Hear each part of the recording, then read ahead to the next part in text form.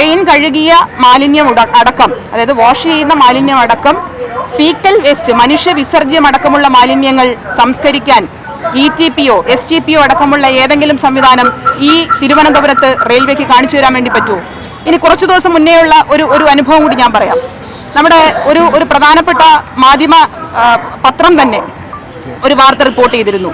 റെയിൽവേയുടെ വേളിയിൽ വരുന്ന ഒരു പ്രോപ്പർട്ടിയിൽ മാലിന്യം കുന്നുകൂടി കിടക്കുന്നു എന്നതാണ് ആ റിപ്പോർട്ട് വരുന്നതിന് തൊട്ടു മുൻപ് തന്നെ ഈ വിഷയം അറിയുകയും സെക്രട്ടറി അവിടെ സ്ഥലപരിശോധന, സെക്രട്ടറി നേരിട്ട്, നഗരസഭയുടെ സെക്രട്ടറിയെ ചുമതലപ്പെടുത്തി സെക്രട്ടറി നേരിട്ട് ആ സ്ഥലത്ത് പോയി പരിശോധിക്കുകയും അവിടെ നിരന്തരം ഇടപെട്ട് അവസാനം ബഹുമാന്യനായ തദ്ദേശ സ്വയംഭരണ വകുപ്പ് മന്ത്രിയെ വിഷയം അറിയിക്കുകയും അദ്ദേഹം പറഞ്ഞു മുഖം നോക്കാതെ നടപടിയെടുക്കണം. കാരണം മാലിന്യ സംസ്കരണം എന്ന് പറഞ്ഞാൽ സംസ്ഥാന സർക്കാരിനെ സംബന്ധിച്ചിടത്തോളം അത്ര തന്നെ പ്രാധാന്യമാണ്. അതുകൊണ്ട് മുഖം നോക്കാതെ നടപടിയെടുക്കണം. അപ്പോൾ ഒരു ഫൈനിലേക്കൊക്കെ പോകുന്ന ഒരു സാഹചര്യം വന്നപ്പോൾ അത് സംസ്കരിക്കാൻ ആവശ്യമായ സംവിധാനം ഇപ്പോൾ റെയിൽവേ വളരെ കുറച്ച് ദിവസങ്ങൾക്ക് മുൻപ് റെയിൽവേ അവിടെ നടപടി ആരംഭിച്ചിട്ടുണ്ട് കൊച്ചുവേളിയിൽ. അത് നഗരസഭ കൊടുത്ത ആ അവസാനഘട്ട നോട്ടീസിന്റെ ഭാഗമായിട്ട് ആ തെളിവും പുറത്തുവിടാൻ ഞാൻ തയ്യാറാണ്. അപ്പോൾ അതുപോലെ തന്നെ ഈ ലിക്വിഡ് വേസ്റ്റും സോളിഡ് വേസ്റ്റും കൃത്യമായി സംസ്കരിക്കപ്പെടുന്നുണ്ട് എന്ന് റെയിൽവേക്ക് തെളിയിക്കാൻ കഴിയുമോ എന്നതാണ് നഗരസഭയുടെ ഭാഗമായി ഞങ്ങൾക്ക് ചോദിക്കാനുള്ളത്.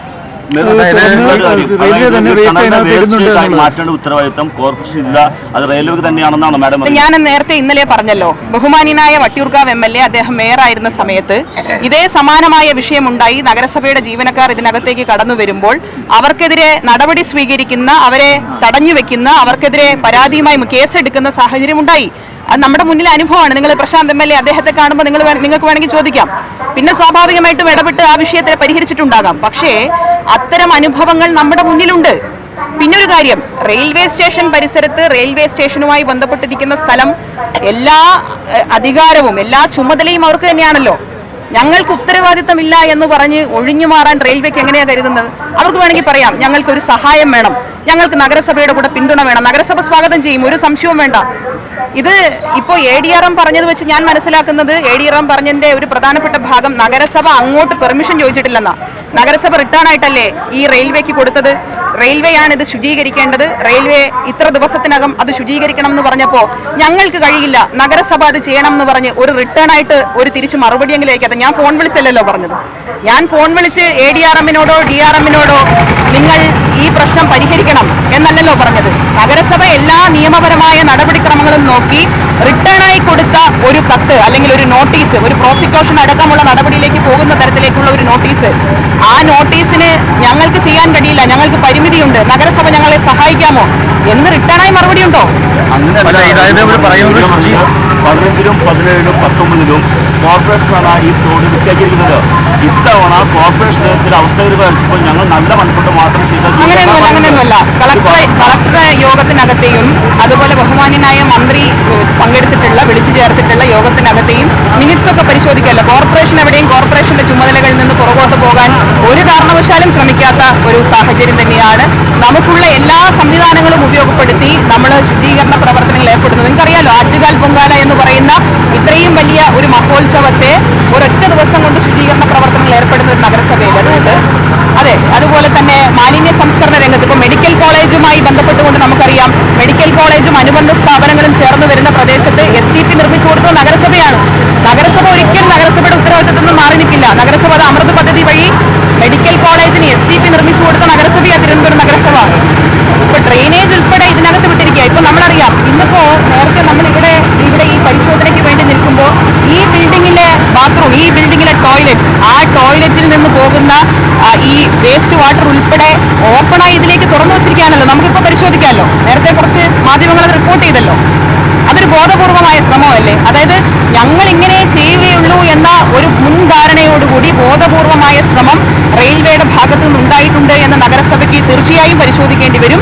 ഈ സന്ദർഭം ഇതൊന്നും പറയാൻ ഉദ്ദേശിച്ചിരുന്നതല്ല. ഒരു കാരണവശാലും ഈ വിഷയത്തിലേക്ക് ഇതൊക്കെ നേരത്തെ ഇന്നലെ തന്നെ ഇവിടെ വന്നപ്പോൾ നിങ്ങൾക്കറിയാം, ഞങ്ങൾ ഉൾപ്പെടെ എല്ലാവരും, ഞാനും ബഹുമാന്യനായ ഡെപ്യൂട്ടി മേയർ ഇവിടെയുണ്ട്, MLA ഇന്നലെ അദ്ദേഹം സ്ഥലത്തില്ലെങ്കിൽ പോലും ഓരോ നിമിഷവും ഇവിടുത്തെ വിഷയം അദ്ദേഹം വിളിച്ചന്വേഷിക്കുന്ന സാഹചര്യം ഉണ്ടായി. ഇന്ന് രാവിലെ സാഹചര്യമുണ്ടായി. തുടർന്ന് നമ്മളെ കൃത്യമായി ഇതിന്റെ ഫോളോ അപ്പ് എടുക്കുന്ന സാഹചര്യമുണ്ടായി.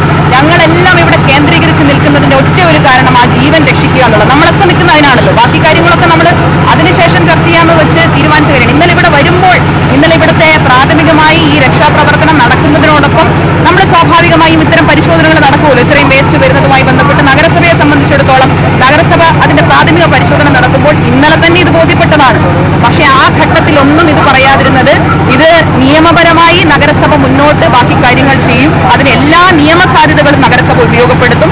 ഇനി വരുന്ന ദിവസങ്ങളിൽ ഇത് എങ്ങനെയാണ് ഈ മാലിന്യം സംസ്കരിക്കുന്നതെന്നടക്കം നഗരസഭയെ ബോധ്യപ്പെടുത്താൻ റെയിൽവേ തയ്യാറായിട്ട് വരും. ഇത് മുൻകൂർ ജാമ്യം എടുത്തതാണ്.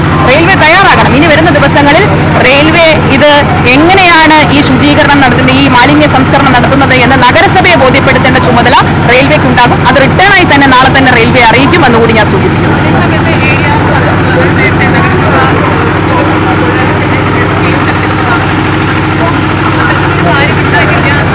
അല്ലാതെ ADRM അറിയാത്തതുകൊണ്ടായിരിക്കും. ADRM എല്ലാ കാര്യങ്ങളും ചിലപ്പോൾ ശ്രദ്ധയിൽ വന്നിട്ടുണ്ടാവില്ല. അല്ല, വെറുതെ നമ്മളൊരു വിഷയം ഉന്നയിക്കേണ്ട ആവശ്യമില്ല. അങ്ങനെ ഒരു വിഷയം ഉള്ളത് കൊണ്ട് തന്നെയാണ്. അത് മുൻ മേയറായിട്ടുള്ള ശ്രീ VK പ്രശാന്ത് MLA അദ്ദേഹത്തിന്റെ കാലയളവിലാണ് ഈ വിഷയം ഉണ്ടായിട്ടുള്ളത്. അതിനുശേഷമാണ് റെയിൽവേക്ക് കൃത്യമായി നോട്ടീസ്, ഈ വർഷം മാത്രമല്ല റെയിൽവേക്ക് നമ്മൾ നോട്ടീസ് കൊടുക്കുന്നത്. തുടർച്ചയായി എല്ലാ വർഷത്തെ നോട്ടീസും വേണമെങ്കിൽ ഞാൻ ഹാജരാക്കാൻ തയ്യാറാണ്.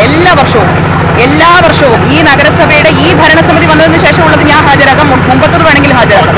കളക്ടറും കൊടുത്തിട്ടുണ്ട്. അതെ, ഡിസാസ്റ്റർ മാനേജ്മെന്റ് എന്നതേയും എല്ലാ വർഷവും റെയിൽവേക്ക് കൊടുത്തിട്ടുള്ള ഈ നോട്ടീസ് ഹാജരാക്കാൻ ഞാൻ തയ്യാറാണ്.